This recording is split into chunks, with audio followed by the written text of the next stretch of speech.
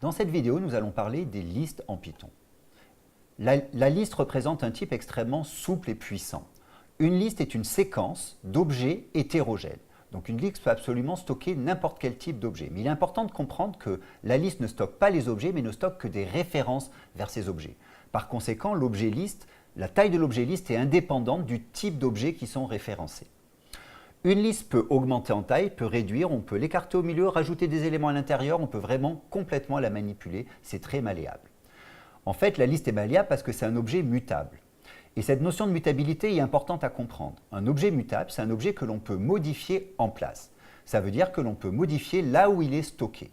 L'avantage de cette mutabilité, c'est qu'on n'a pas besoin de faire une copie de l'objet pour le modifier. C'est donc extrêmement efficace au niveau mémoire. Ouvrons maintenant un interpréteur Python pour commencer à jouer avec les listes.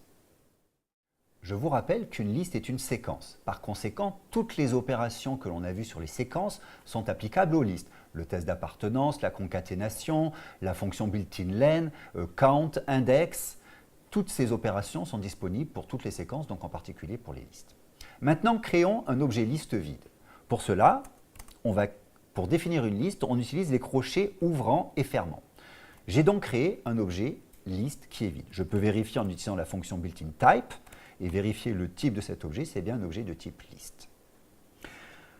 Dans une liste, je peux stocker absolument n'importe quel type d'objet. Donc prenons un entier qui vaut 4 et créons maintenant une nouvelle liste qui va référencer ma variable, enfin donc mon entier i référencé par la variable, la chaîne de caractères spam, un float et un booléen. Donc on voit que j'ai vraiment 4 objets complètement différents, et d'ailleurs même le premier objet est même référencé par une variable. Et tout cela fonctionne parfaitement. Je peux afficher ma liste et je vois bien qu'elle référence l'entier 4, la chaîne de caractères spam, le float 3,1 et true. Je vous rappelle que la liste ne stocke pas ces objets, elle ne stocke que des références vers ces objets. C'est par conséquent extrêmement efficace. Une liste en particulier ne va jamais copier les objets qu'elle référence. Comme ma liste est une séquence, je peux donc accéder à chaque élément de ma liste. Donc, par exemple, le premier élément de ma liste va être l'entier 4. Ma liste étant mutable, je peux modifier ce premier élément. Donc, je peux par exemple dire a de 0 égale 6. Maintenant, je vois que ma liste contient 6, spam, 3,2 et true.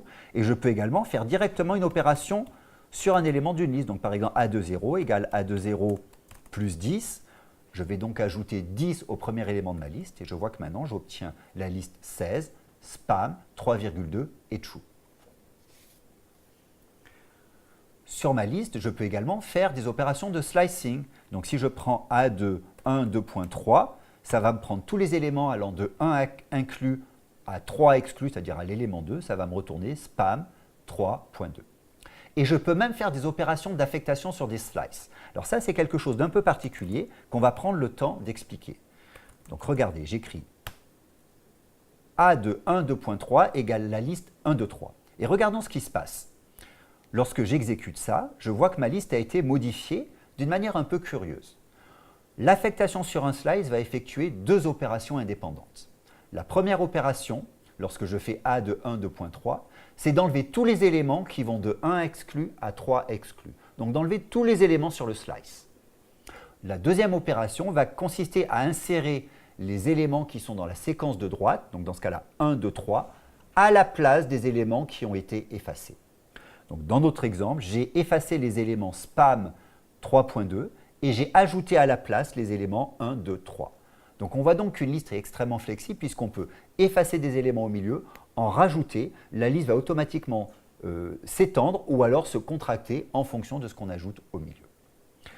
Donc cette opération d'affectation sur un slice, c'est un moyen très simple d'effacer des éléments dans une liste. Donc si je fais a de 1, 2.3, je vais effacer, et que je l'affecte à une séquence vide, je vais effacer tous les éléments qui sont entre 1 et 3, et comme je ne remets rien à la place, ces éléments vont être simplement effacés.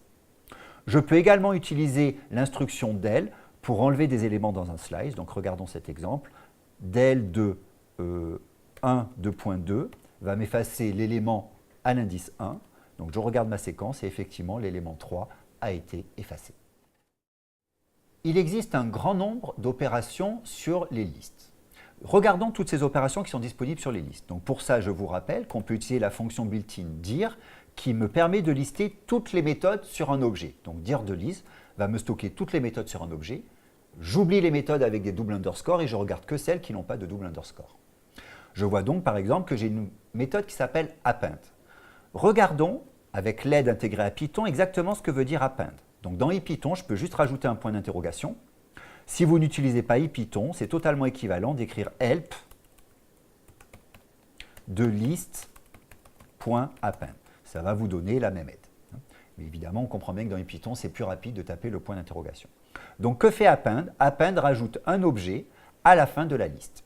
Donc reprenons ma liste A, qui est égale à 16,true. Si je fais un A de append de 18, de la chaîne de caractères 18, donc je recommence, A.append de la chaîne de caractères 18, je vais voir que j'ai rajouté la chaîne de caractères 18 à la fin de ma liste. Je peux également utiliser l'opération extend qui va prendre une séquence, 1, 2, alors je vais prendre 1, 2, 3, et qui va ajouter chaque élément de cette séquence à la fin de ma liste. En fait, c'est comme si on faisait un append sur chaque élément de la séquence. Alors, j'ai mis une parenthèse, donc vous pouvez remarquer cette erreur qui s'appelle syntax error, qui est juste une erreur de syntaxe. En général, les erreurs de syntaxe, c'est lorsque j'écris mal mon code. J'oublie de fermer une parenthèse ou je remplace une parenthèse comme un crochet, par un crochet comme je l'ai fait ici. Donc, je recommence. Voilà. Ma parenthèse est à la fin. Je regarde ma liste et ma liste a bien été étendue des éléments que j'avais dans ma séquence 1, 2, 3. J'ai également des opérations qui me permettent de trier une liste. Donc, dans ce cas-là, prenons une liste de nombres 1, 5, 3, 1, 7, 8, 9 et 2. Voilà. Je peux appeler la méthode sort sur ma liste et cette méthode sort va trier les éléments de ma liste. Attention, sort fonctionne en place. Ça veut dire que ma liste a été triée en place, sans faire de copie temporaire. Et la méthode sort ne retourne rien puisque l'objet a été trié en place. Donc maintenant, je vois bien que ma liste A a été modifiée. Ne faites jamais d'opération d'affectation sur la méthode sort parce que la méthode sort va vous retourner l'objet none. Et par conséquent, si je fais A de A.sort, maintenant, ma variable A va référencer non plus la liste que j'ai triée, mais simplement la valeur de retour de sort qui ne sert à rien, qui est juste l'objet none, donc l'objet vide. Une dernière opération très importante à voir sur les listes, c'est l'opération qui permet de passer d'une chaîne de caractères à une liste et d'une liste à une chaîne de caractères. C'est quelque chose que vous utiliserez très régulièrement si vous accédez à des fichiers et que vous voulez les traiter avec Python. Donc regardons comment cela se passe en Python. Je crée une chaîne de caractères S qui va contenir un mot, spam, et un deuxième mot, egg, et un troisième, bits. Ce que j'aimerais faire, imaginons que cette chaîne de caractères soit le résultat de la lecture d'un fichier, j'aimerais séparer cette chaîne de caractères en colonnes, obtenir la première, la deuxième et la troisième colonne. En Python, c'est très simple de faire ça, on utilise la fonction built-in split, qui est une fonction des chaînes de caractères. Le résultat de cette fonction built-in, c'est de découper ma chaîne de caractères en utilisant l'espace comme séparateur. Donc regardons le résultat, j'obtiens une liste qui contient 3 éléments, spam, egg et bits. À split, je peux lui passer n'importe quel caractère de séparation. Donc par exemple, si ma chaîne de caractères avait été formatée avec des virgules qui séparent les mots, j'aurais pu passer à split la chaîne de caractères virgule pour découper en fonction de cette virgule. Une fois que j'ai ma chaîne de caractères, ma liste étant mutable, je peux tout à fait faire A de 0 égale A de 0 point upper. C'est-à-dire que je mets en majuscule le premier élément. Et ensuite, je peux retransformer ma liste en chaîne de caractères avec la syntaxe suivante. Cette syntaxe est un tout petit peu particulière en Python. Je commence par écrire la chaîne de caractères séparateur qui va être mis entre chaque élément de ma liste. Et ensuite, je fais un join de A. Donc évidemment, ma chaîne de caractères pourrait être absolument n'importe quoi comme séparateur. Donc si je fais espace.join de A, j'obtiens une nouvelle chaîne de caractères qui maintenant contient spam en majuscule, egg et bits. Donc en résumé, nous avons vu dans cette vidéo le type list qui est un type extrêmement puissant et central en Python. Comme je vous l'ai expliqué en introduction, cet objet est mutable, extrêmement flexible, on peut ajouter des choses au milieu, l'écarter, il peut référencer n'importe quel type d'objet, il est par conséquent vraiment le type qui est au cœur de tous vos programmes Python. Il est donc important de bien le maîtriser et d'être capable de le manipuler de manière aisée. À bientôt!